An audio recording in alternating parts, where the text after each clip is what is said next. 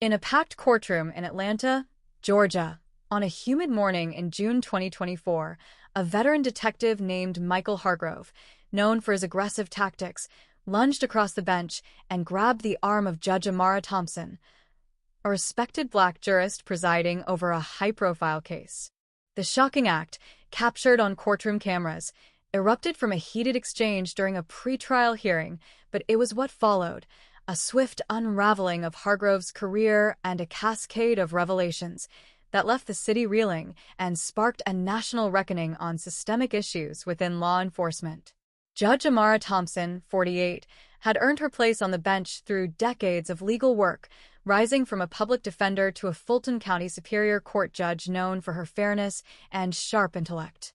That morning, she was overseeing a hearing for a case involving a young black man accused of armed robbery, a case that had drawn attention due to conflicting evidence and allegations of police misconduct. Detective Hargrove, a 20-year veteran of the Atlanta Police Department, was testifying about the arrest. Hargrove, 52, had a reputation for closing cases, but also a history of complaints about his methods, including excessive force and racial bias, though none had ever led to formal discipline.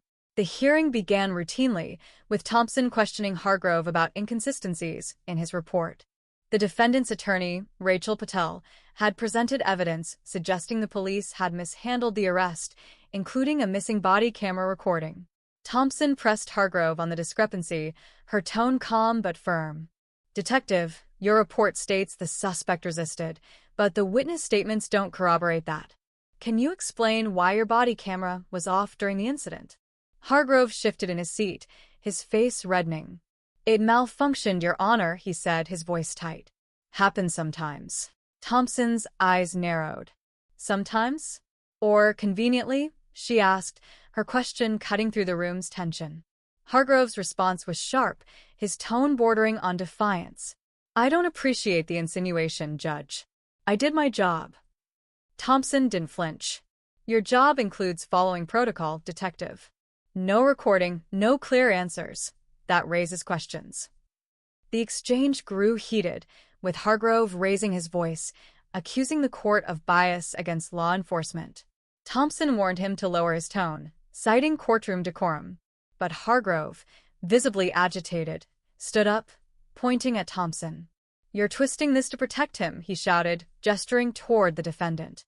The bailiff stepped forward, but before he could intervene, Hargrove leaned across the bench, grabbing Thompson's arm to emphasize his point. Gasps filled the courtroom. The bailiff, a seasoned officer named Carl Evans, immediately restrained Hargrove, pulling him back as Thompson recoiled, her expression a mix of shock and resolve. "You will remove your hand from me, Detective," she said, her voice steady despite the assault. The courtroom erupted in murmurs as the bailiff escorted Hargrove out, his face a mask of anger and disbelief. The hearing was adjourned, and Thompson, maintaining her composure, returned to her chambers. The incident, caught on the courtroom's live feed, was uploaded to social media within hours, sparking outrage. The clip showed Hargrove's aggression and Thompson's restraint, with the caption, "Detective assaults black judge in open court." This is Atlanta, 2024. By noon, the video had millions of views, and hashtags like #JusticeForJudge Thompson and #EndPoliceImpunity trended nationwide. Local news stations replayed the footage, and civil rights groups issued statements condemning Hargrove's actions. The Atlanta Police Department suspended him without pay, pending an investigation, but the damage was done. Thompson, meanwhile, issued a brief statement through her office. "The courtroom is a place of law, not violence. I will continue to serve justice without fear." Her words, measured but powerful, resonated with those who saw the incident as emblematic of deeper issues.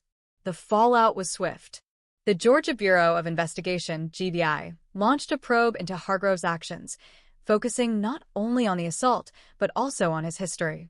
Thompson's legal team filed charges for assault and battery, arguing that Hargrove's actions were not just a breach of protocol, but a criminal act.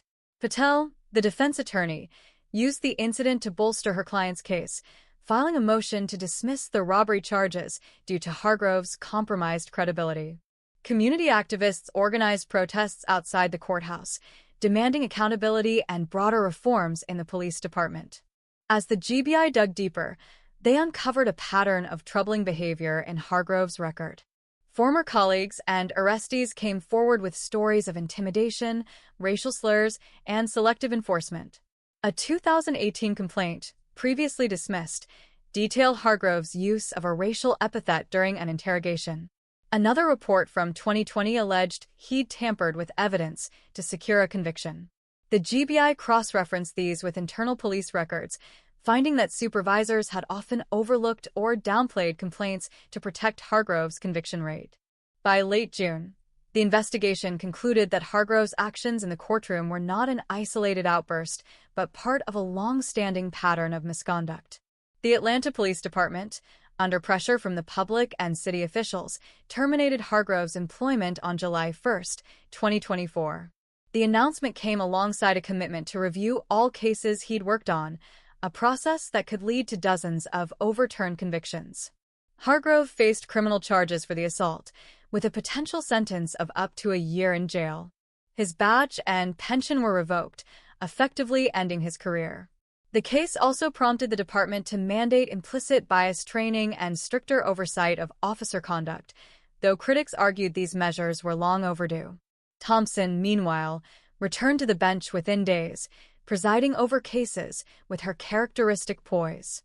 She declined most media requests but spoke at a community forum, emphasizing the need for systemic change.